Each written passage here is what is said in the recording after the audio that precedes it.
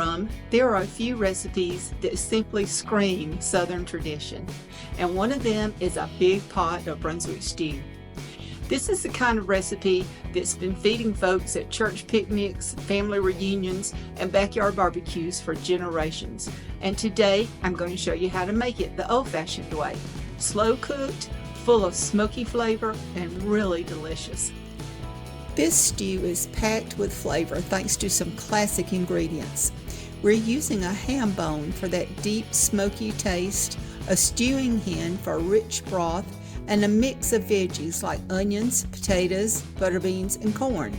Plus, we have diced tomatoes, barbecue sauce, and a pinch of red pepper flakes to give it just the right amount of kick. We'll start by building a flavorful base. Add the ham bone to a big stock pot with about 3 quarts of water. Bring it to a boil and then let it simmer for an hour so we can pull out all that rich, smoky goodness. After about an hour, remove the ham bone, and if there is any usable cooked meat on the bone, remove it and return it to the broth in the pan. Discard the ham bone. Next, in goes the stewing hen, along with bay leaves, thyme, parsley, celery, onions, and some black peppercorns. Let that simmer until the chicken is fall-apart tender, about an hour and a half. Once the chicken's done, take it out and let it cool. Discard the herbs and veggies that cooked with the chicken, but keep that delicious stock. Once the chicken is cool enough to handle, pull it off the bones and shred it into bite-sized pieces. Now we're ready to start building the stew.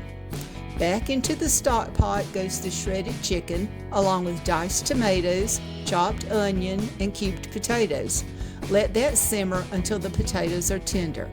Now it's time to stir in the butter beans and sweet corn, 2 southern staples essential to Brunswick stew. For that final punch of flavor, we'll add some good barbecue sauce, a little ketchup for sweetness, and a pinch of red pepper flakes to give it a little heat. Let that simmer on low for about an hour so all those flavors can mingle. Now that, friends, is a pot full of comfort. Brunswick stew is one of those dishes that just gets better as it sits, so if you have leftovers, lucky you. Let those flavors mingle overnight and you'll be in for a real treat the next day. If you enjoyed this recipe, don't forget to give the video a thumbs up and hit the subscribe button so you never miss what's cooking next. And I want to know, how does your family make Brunswick stew? Do you keep it classic or do you have a secret ingredient? Tell me in the comments.